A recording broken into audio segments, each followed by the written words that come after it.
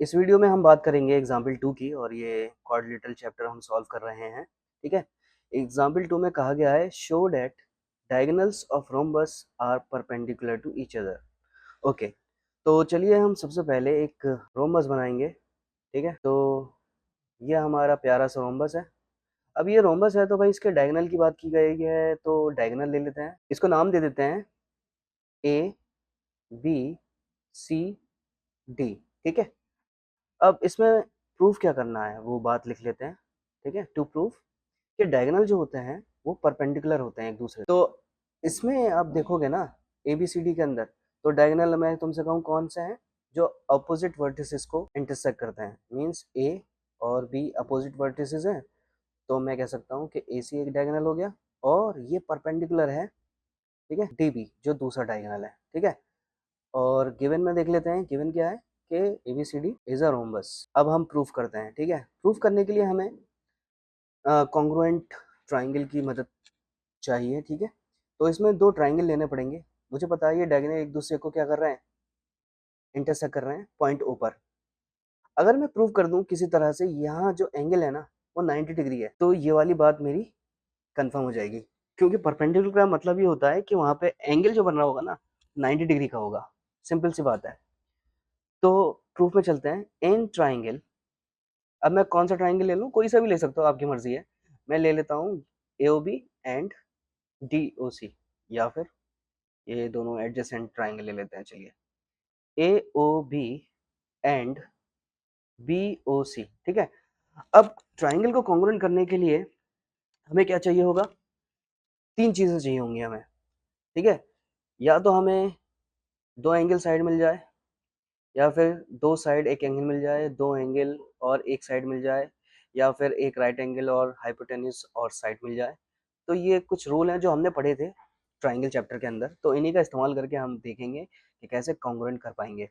और इनको करने के लिए ना तीन चीज़ें चाहिए होती हैं। ठीक है, जो मैंने यहाँ पे बताई। अब बात रही ए O B B O C के अंदर, तो हम देखेंगे कि इसमें ए ओ बी जो है बी ओ सी के बराबर, A B side B C के बराबर है। मीन्स क्योंकि हमें गिवन दिया हुआ है कि A B C D rhombus है और सारी साइड इसमें क्या होती हैं, इक्वल होती हैं। मैं कह सकता हूँ कि ए बी बी सी के बराबर है। ठीक है, यहाँ पे रीजन लिख सकते हैं कि ये गिवन है।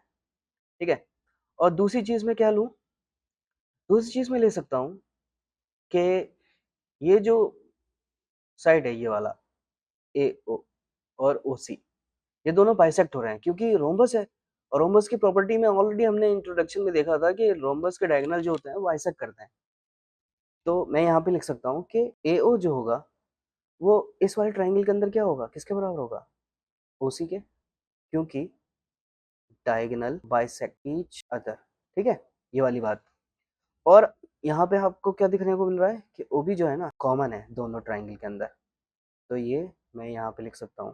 ठीक है, हमने देखा कि भाई इसके अंदर क्या है, तीनों चीज़ें मिल गई मुझे दोनों ट्राइंगल के अंदर। मैं कह सकता हूँ फिर कि ए ओ बी जो है वो कॉन्ग्रुएंट हो जाएगा बी ओ सी के।